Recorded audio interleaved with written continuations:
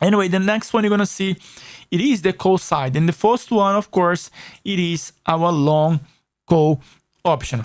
Remember what I said to you guys, this was the payment, okay, of the long put, the long put. Remember, the long put, the maximum gain, if the stock goes to zero, the maximum loss was the premium. But the long call is different in one aspect, okay?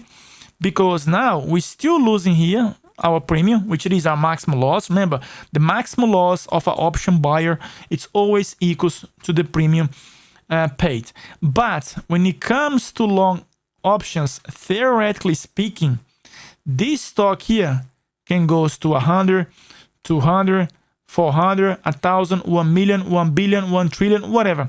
Because that's the way it is. Look what happened, for example, with Tesla 2019, 2020.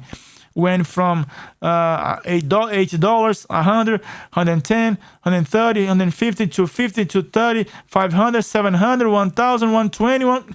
Why? Because Tesla could have gone to easily $5,000. Of course, it found a ceiling and people start to take profit. But theoretically speaking, anything can go to infinite.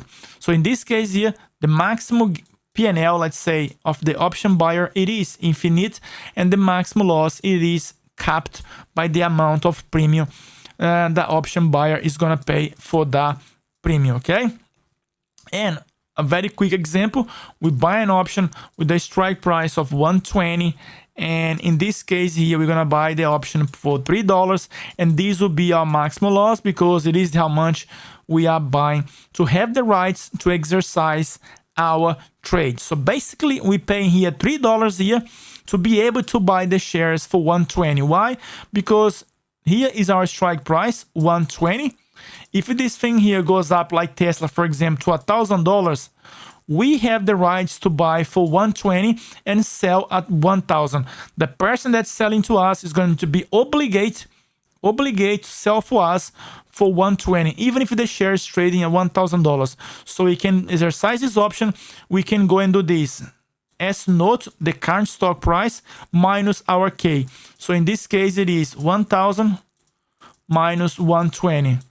So we made here $880, 120 here per share. Multiply that by 100, you guys can get what I mean. A lot of money, guys, when it comes to long call option, okay? So in this case, we paid $3 and the option went to $7. We made $4, multiply by 100. Always, this is our option multiplier. We made $400, but we only paid $300. Multiply by 100, we made 133%.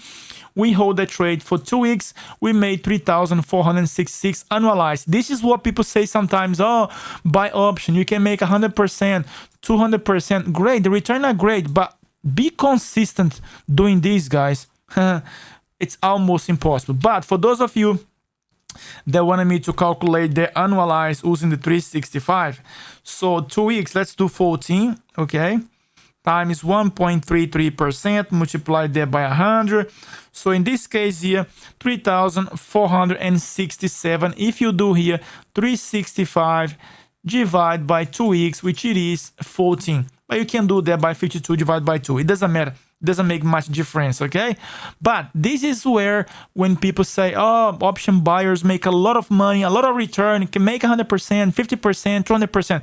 It's because of these, guys. But honestly speaking, buying option long term or as a day thing or day objective in your trading is just not a viable strategy, okay? Because options are wasting assets. And like I said to you guys, if you don't know about the VIX, if you don't know about volatility, time decay, strike price, things like that, earnings or products or management of the guys, it's just don't bother.